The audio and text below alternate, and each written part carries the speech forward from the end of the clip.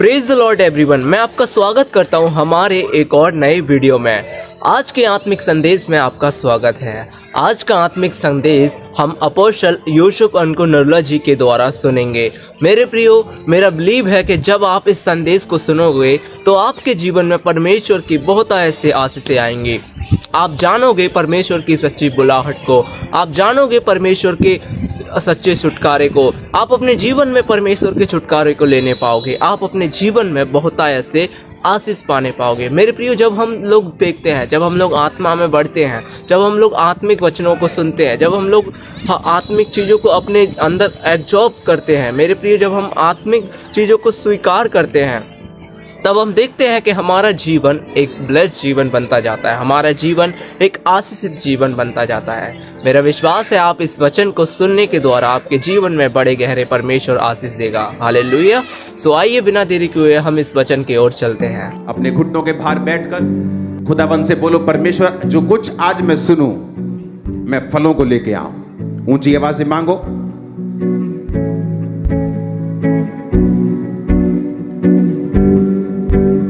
जो कुछ आज मैं सुनूं फलों को लेके आऊं।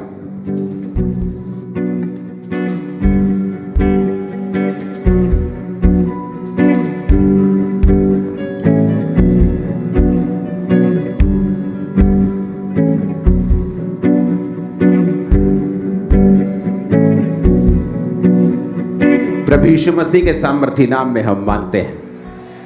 इसकी आवाज को यहां बैठे में सेट करो, इनकी आवाज ज्यादा लगती मेरे। अपने हाथों को उठाओ, मैच करो, आवाज मैच नहीं हो रही। खुदावन से बात करो, परमेश्वर तेरा वचन अब मैं सुनूं और 100 गुना फलों को लेके आऊं। मांगो ऊंची आवाज में।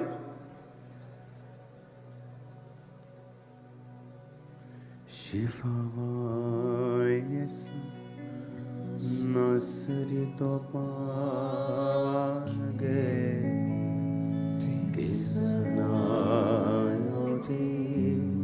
सदाय शिवाय सुनसरी तो पावागे सदाय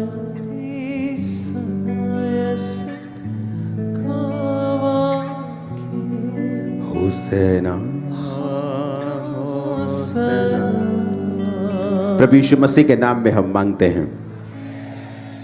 अब मूवमेंट बंद करके बड़े ध्यान से सुनना है। ये वचन आपको स्क्रीन पे नहीं मिलेगा, आपको मैं पढ़ के बताऊंगा। यहोजकेल की पुस्तक उसकी 14 आयत। तब चाहे उनमें नूह, दानियल और अय्यूब ये तीनों पुरुष हों तो भी वो अपने धर्म के द्वारा अपने ही प्राणों को बचा सकेंगे। प्रभु यहोवा की ये वाणी है। पुराने नियम में, नए नियम में आपने नबियों को, आपने परमेश्वर के प्रेरितों को, नए नियम में, पुराने नियम में नबियों को, नए नियम में प्रेरितों को, और परमेश्वर ने भी कई लोग बाइबल में ऐसे हैं जिनका नाम ले लेकर एग्जाम्पल्स दी हैं। अब परमेश्वर कह रहा है चाहे उनमें नूह हो, दानियल हो, अय्यूब हो, तो ये वो लोग हैं जिनका नाम परमेश्वर लेता था एग्जाम्पल्स देने के लिए।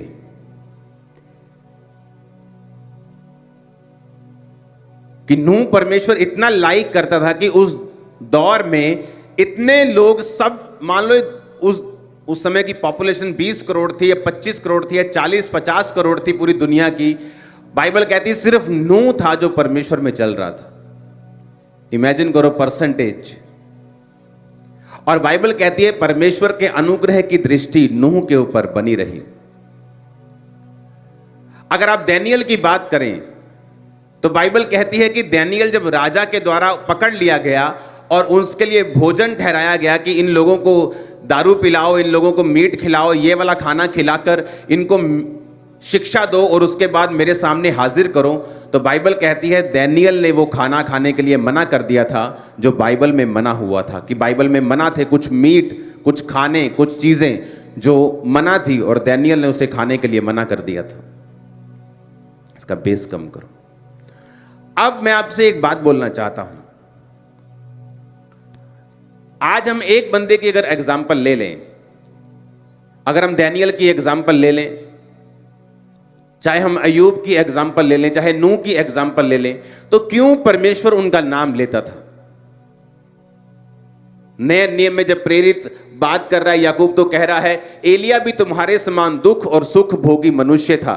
जब उसने गिड़गिड़ाकर प्रार्थना की कि मेघ ना बरसे, बारिश ना आए, तो बारिश नहीं आई। वो भी जो प्रेरित था वो भी किसी बंदे का नाम लेकर तुम्हें समझा रहा था।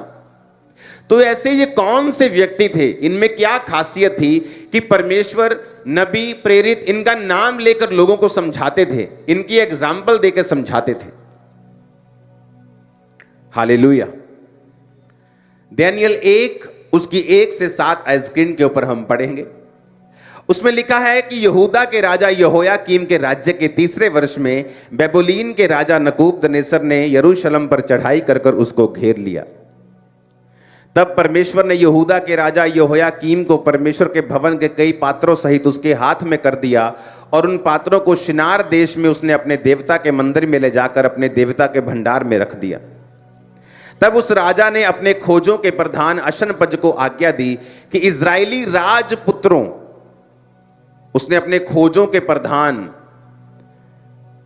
कि इजरायली जो राजपुत्र हैं, यानी जो किंग्स का वंश हैं, जो राजाओं का वंश हैं, उनके बीच में से और प्रतिष्ठित पुरुष हैं, जो गृह मंत्री हैं, फाइनेंस मिनिस्टर हैं, ऐसे लोगों के बेटों को लेके आ, उनके बच्चों को लेके आ। फिर क्या करना उनके साथ?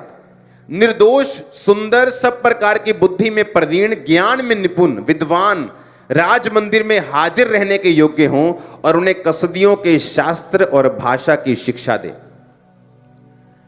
राजा ने कहा कि उनको निर्दोष हों, जवान हों, सुंदर हों, बुद्धि में तेज हों, ज्ञान में निपुण हों, विद्वान हों, राजा के वंश के हों, प्रतिष्ठित पुरुषों के बच्चे हों, उनको लेके आ और उन्हें क्या कर? उन्हें शिक्षा दे, हमारे शास्त्रों की शिक्षा दे, हमारी भाषा की शिक्षा दे। राजा ने आज्ञा दी कि उनके भोजन और पीने के शराब, दाख मधु में से उन्हें प्रतिदिन खाने पीने को दिया जाए। इस प्रकार 3 साल तक उनका पालन पोषण होता रहे, तब उसके बाद वो राजा के सामने हाजिर किए जाएं।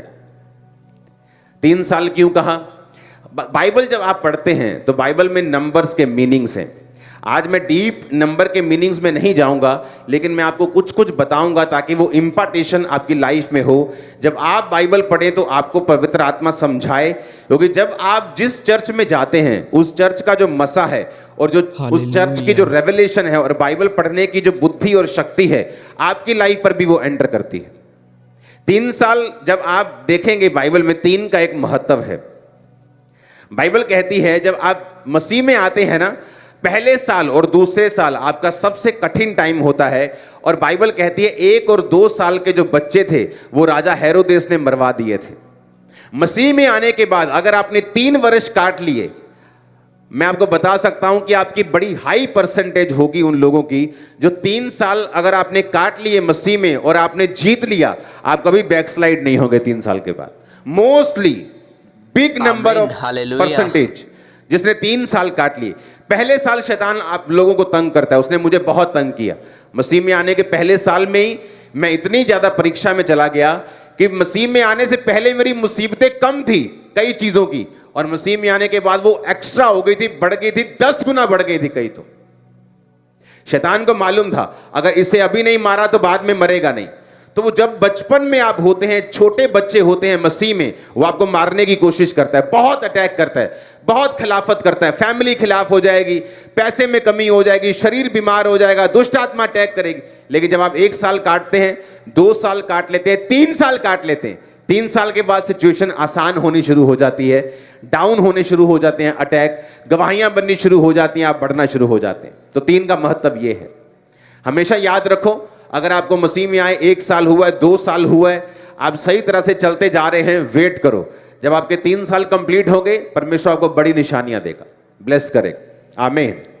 अब उसने कहा कि 3 साल पालन पोषण करके वो राजा के सामने लेके आओ।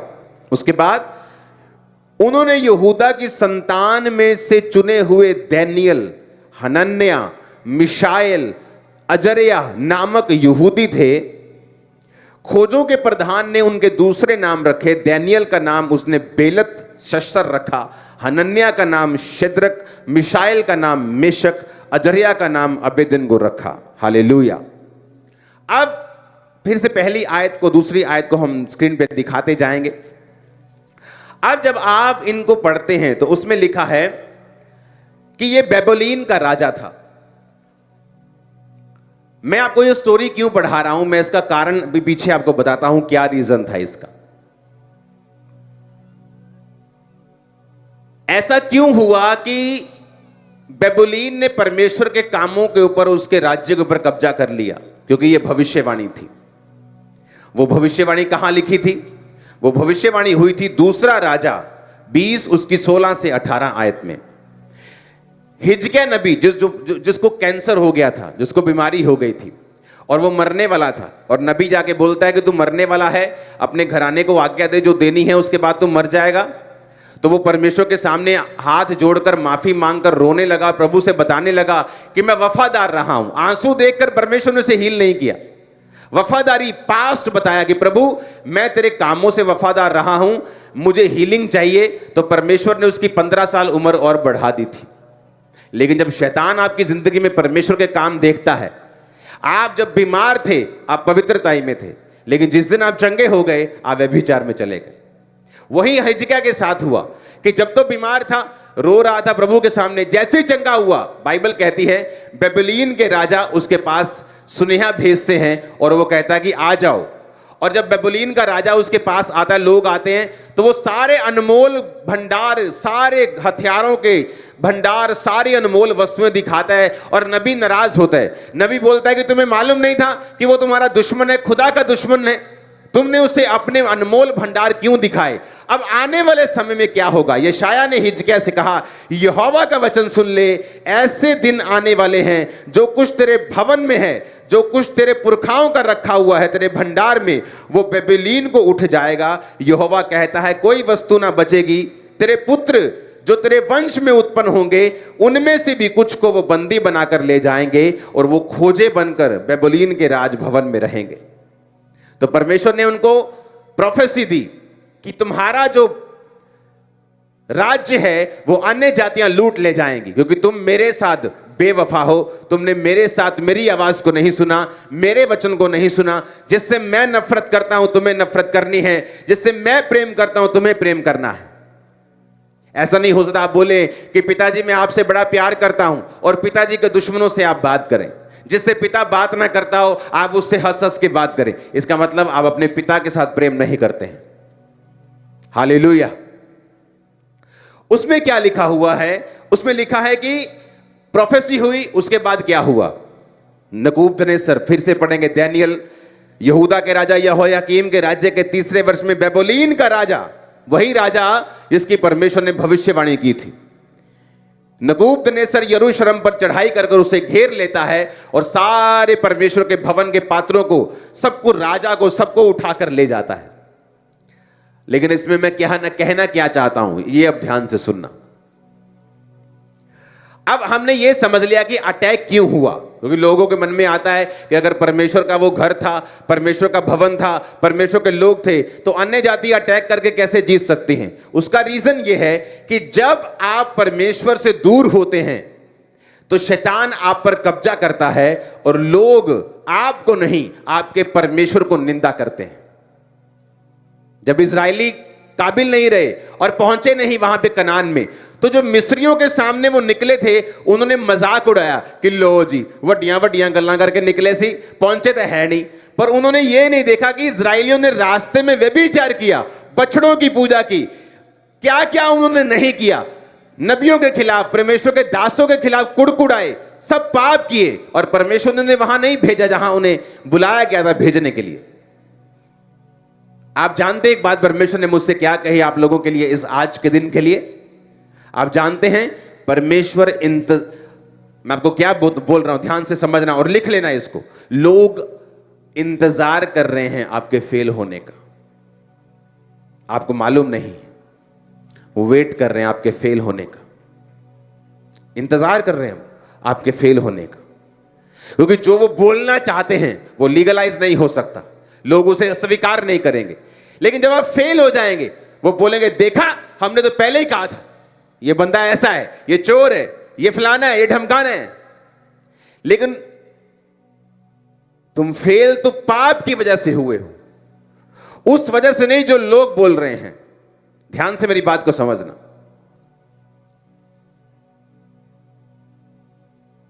दाऊद पाप में गिर गया, व्यभिचार में गिर गया।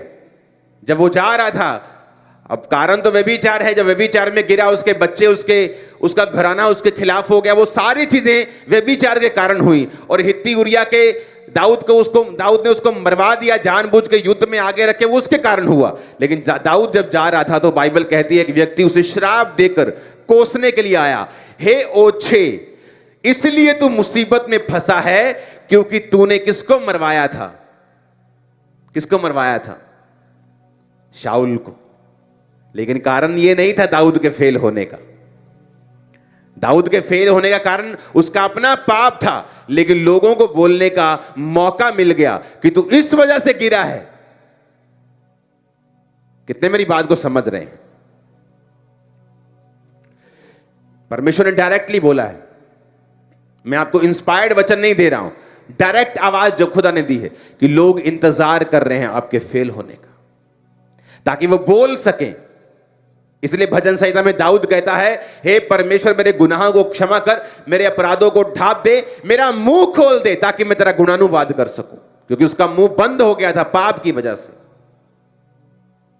लोग इंतजार कर रहे हैं कब आप पाप में गिरे फेल हो जाएं और वो अपनी टीचिंग्स को कि देखा हमने तो पहले ही कहा था कि ये व्यक्ति धार्मिक नहीं है, आत्मिक नहीं है।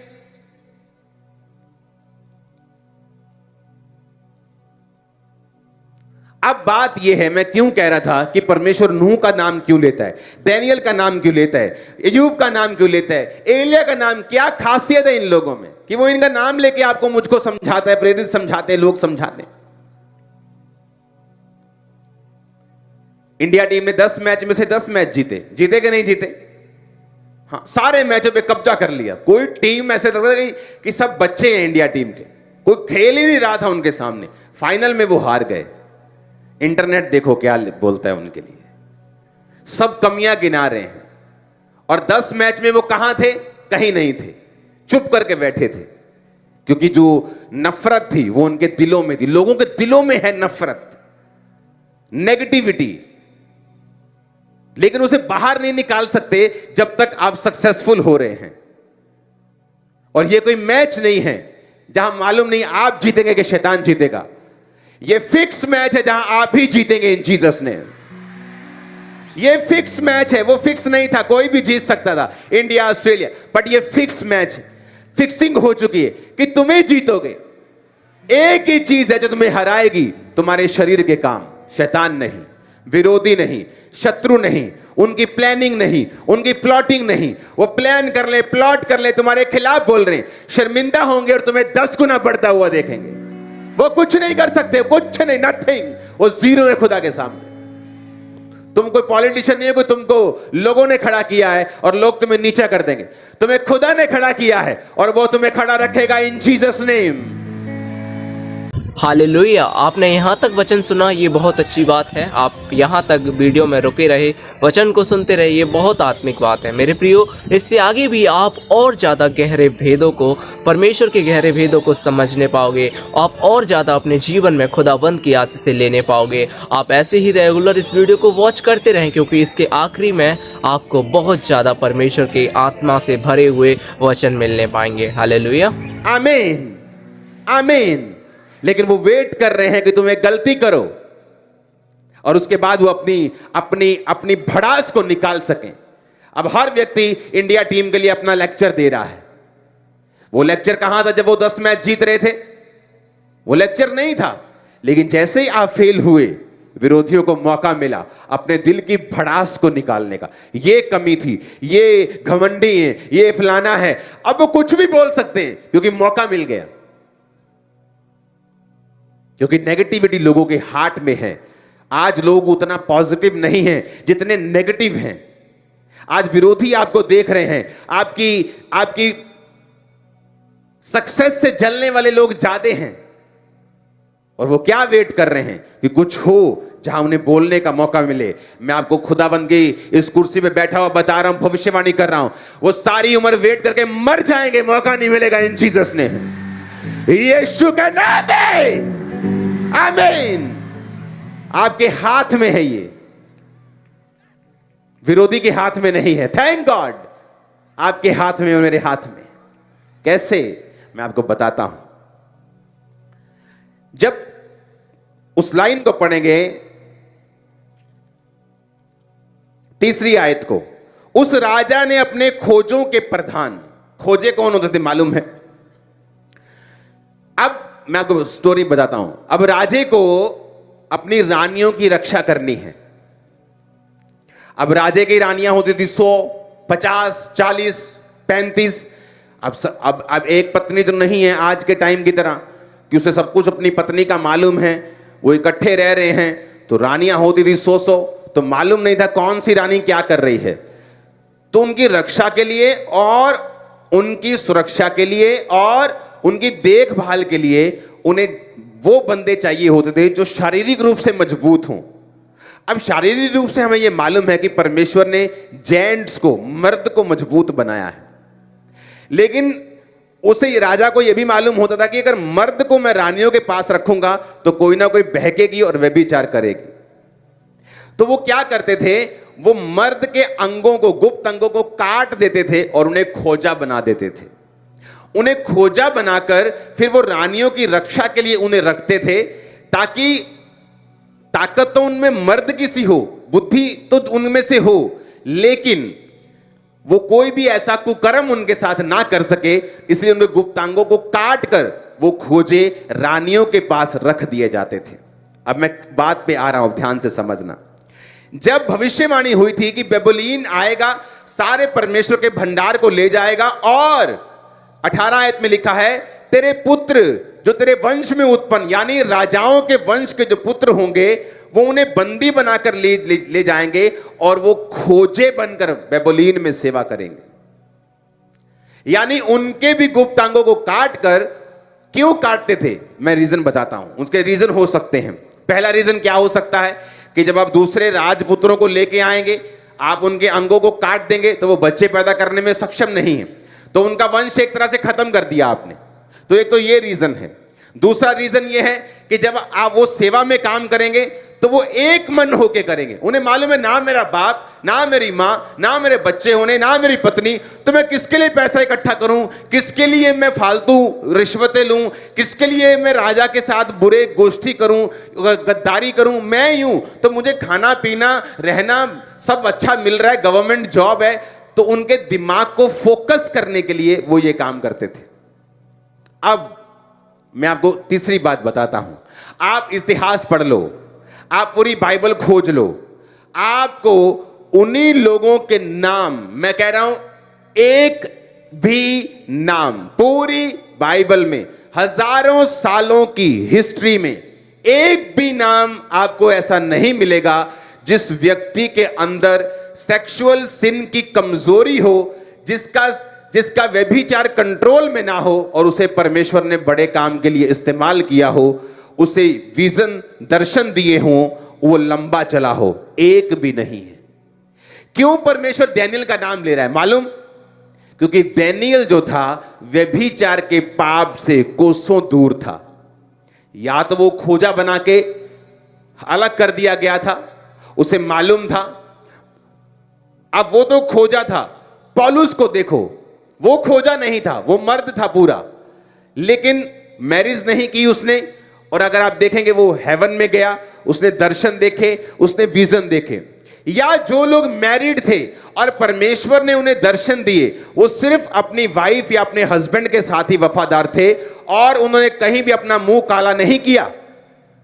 जिन्होंने इस पाप के ऊपर कब्जा नहीं किया, मैं आपको बता रहा हूं, परमेश्वर ने कभी भी उन्हें ज्यादा इस्तेमाल नहीं किया, ना ही उन्हें दर्शन दिए हैं, ना ही उनके दिमाग को खोला है, ना ही अपने भेदों को उन लोगों के ऊपर जाहिर किया है। पूरी बाइबल खोल के देख लो। डैनियल हो सकता है, ये 100% श्योर नहीं है, लेकिन भविष्यवाणी के अनुसार जो की गई थी ये पॉसिबिलिटी है, क्योंकि ना तो उसकी पत्नी का जिक्र है ना बच्चों का जिक्र है, कि हो सकता है वो खोजा बना दिया गया हो। पौलुस क्या कहता है, अगर तेरे पत्नी है तो उससे अलग ना हो, अगर पत्नी नहीं तो उसकी खोज ना कर, अगर मैरिड है तो अपनी पत्नी का ही हक पूरा कर, उससे अलग ना हो, अगर अनमैरिड है तो परमेश्वर को खुश करने की कोशिश कर। क्यों वो कह रहा है, क्योंकि जितने लोग आपको व्यभिचार के पाप में मिलेंगे वो कभी भी परमेश्वर से डिवाइन विजन दर्शन नहीं ले सकते और कभी भी आत्मिक लाइफ में आगे नहीं बढ़ सकते। कितने मेरी बात को समझ रहे हैं? और शैतान सबसे बड़ा धोखा इसी लाइन में लोगों को दे रहा है। आप फेसबुक उठा के देख लो, आपको नंगी औरतें आराम से मिल जाएंगी। आप जस्ट अपना काम भी करेंगे, आपको नंगी औरतें वहां मिलेंगी। क्यों? शैतान बुरी कोशिश कर रहा है मैनकाइंड को इस पाप में घुसाने की। जो नंगे जो कपड़े आज से 15 साल पहले ब्लू मूवीज में दिखाते थे, अब वो लोगों के नॉर्मल कपड़े हो चुके हैं, अगर आप देखेंगे इंटरनेट। क्यों? शैतान चाहता आप इस सिन में घुसें, आप इस पाप में घुसें, और वो उस डिवाइन विजन को, लाइट को, रोशनी को, अगुवाई को, ग्रेस को आपकी लाइफ पर ब्लॉक करे और आप सिर्फ नाम के मसीही हो, आपकी लाइफ में कोई काम परमेश्वर ना कर सके, ताकि विरोधियों को आपके खिलाफ बोलने का मौका मिले। कितने मेरी बात को समझ रहे हैं?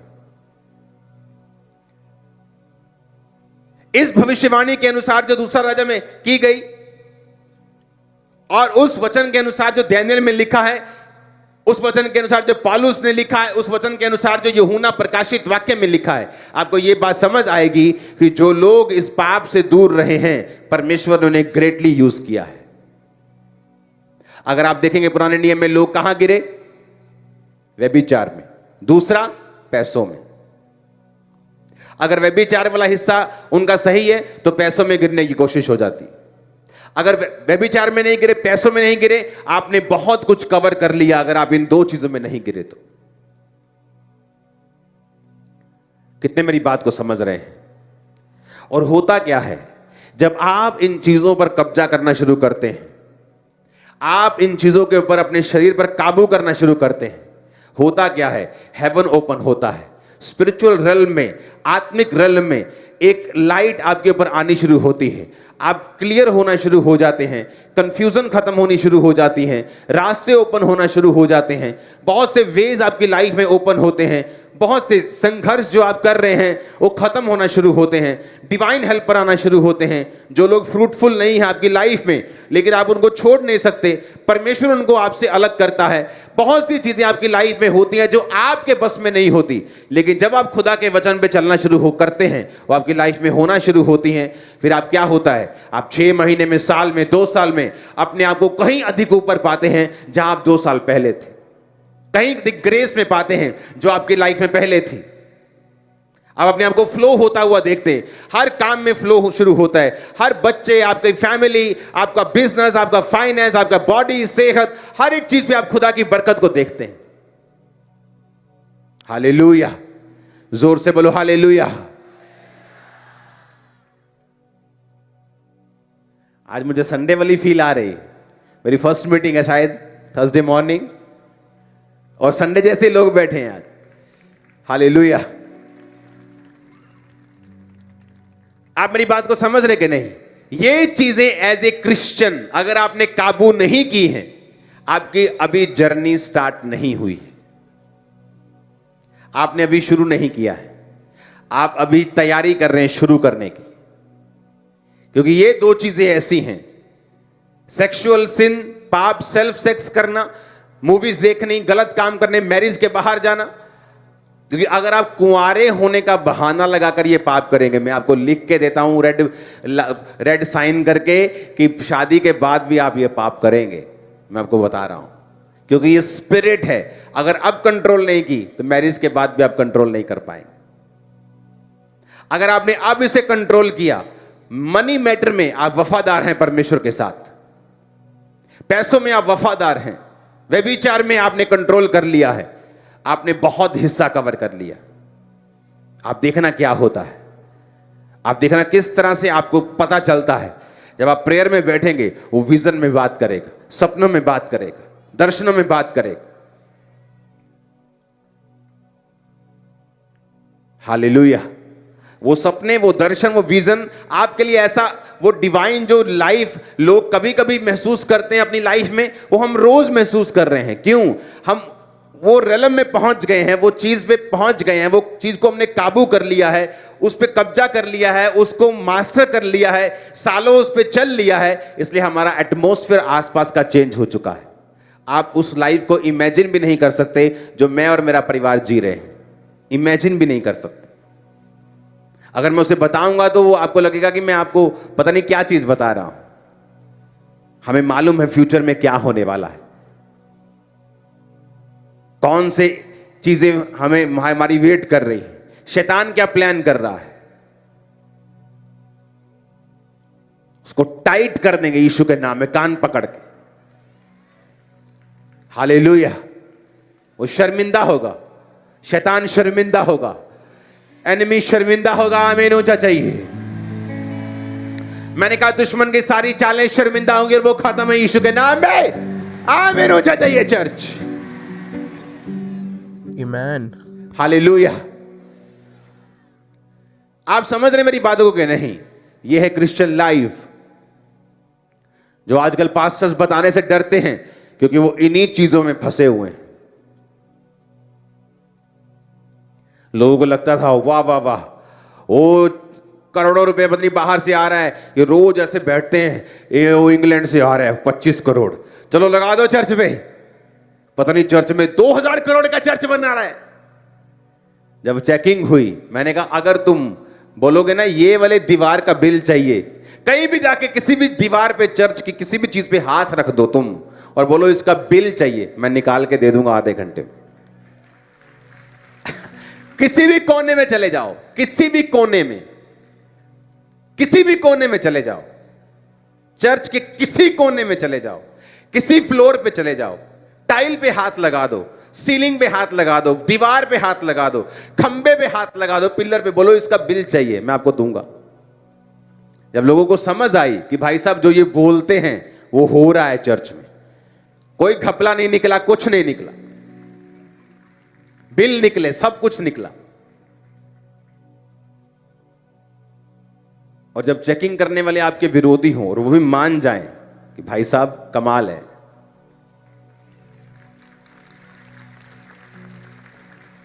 हालेलुया।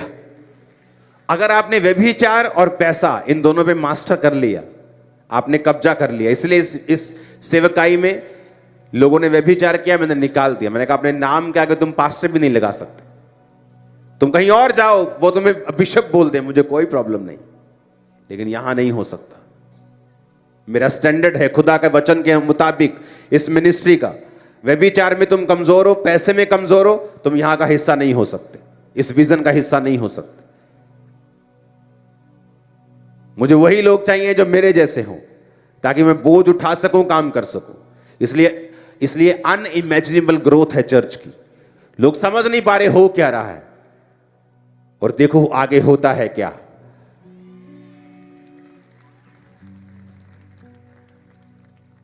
जब संडे लोग देते हैं कि इस चर्च का एंड हजारों फुट में है, उनको यह नहीं मालूम कि एक इतना बड़ा ओवरफ्लो पीछे मैं तैयार कर रहा हूं अगले साल के लिए। मैं एडवांस में चल रहा हूं। हालेलुया। उसने इतना बड़ा हॉल कैसे भर सकता है? 5 लाख स्क्वायर फुट का हॉल कैसे कोई भर सकता है? वो अभी इसी इमेजिनेशन में है, और मेरा दूसरे लाखों स्क्वायर फुट का हॉल पीछे तैयार कर रहा हूं अगले साल के लिए। तैयारी शुरू हो रही है एडवांस में। आप बढ़ सकते हैं अगर आपने बाइबल के स्टैंडर्ड को फॉलो कर लिया। हर चीज का टाइम रखो अपने घर में। प्रेयर का एक टाइम है, अपने परिवार के साथ समय व्यतीत करना एक समय है, एक टाइम है। वो टाइम निकल गया, प्रेयर का टाइम। मेरे बच्चे तब से प्रेयर कर रहे हैं जब वो 1-1, 2-2, 1.5 साल के थे, 2 साल के थे, 2.5 साल के, तब से प्रेयर में बैठ रहे हैं। Full fire prayer, full. Hallelujah. आप निराश नहीं होंगे अगर वचन को स्टैंडर्ड बना लिया, अगर अपने बच्चे को छोड़ दिया कि अभी बच्चे है, बच्चे अभी बच्चे है, वो बच्चा जब 15-20 का हो जाएगा फिर तुम्हारे हाथ नहीं आएगा, फिर तुम पीछे भागोगे, फिर वो हाथ नहीं आएगा। खुदा ने कहा बच्चे को उसी लाइन में चलाओ जिसमें तुम उसको देखना चाहते हो। जब वो बड़ा हो जाएगा उससे हटेगा नहीं। हालेलुया। वचन स्टैंडर्ड होना जरूरी है। मैंने आपको 2 वर्सेस दिए हैं, इनको फॉलो करो।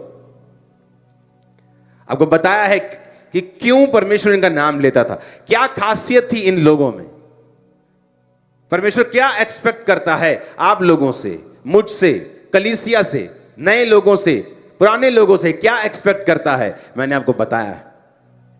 अगर आपने इन चीजों के ऊपर मास्टर कर लिया, आप अपनी लाइफ को इजी होता देखेंगे। एवरी ईयर इजी होगे, हर मंथ इजी होंगे, लाइफ इजी के बाद इजी के बाद इजी होती जाएगी, आसान होती जाएगी, ब्लेसिंग्स बढ़ती जाएगी, इजीनेस बढ़ती जाएगी। इतना फ्लो में आप चले जाएंगे कि लोग देखेंगे कि आप जीते कैसे हैं, ये कैसे पॉसिबल है, ये लाइफ कैसे पॉसिबल है, ये ग्रेस क्या है। मेरे घर में जब नॉन बिलीवर लोग मुझसे मिलने के लिए आते हैं, जो मेरा कोई ना कोई काम देख रहे हैं या मेरे साथ संबंधित हैं, वो अपनी भाषा में उस घर की प्रेस करके जाते हैं कि पता नहीं इस घर में वाइब्रेशन कैसी है। उनको मसे का नहीं मालूम, प्रेजेंस का नहीं मालूम, लेकिन वो अपनी भाषा में बताते हैं। एक नहीं, बहुत से जन जो हमारे घर में आते हैं।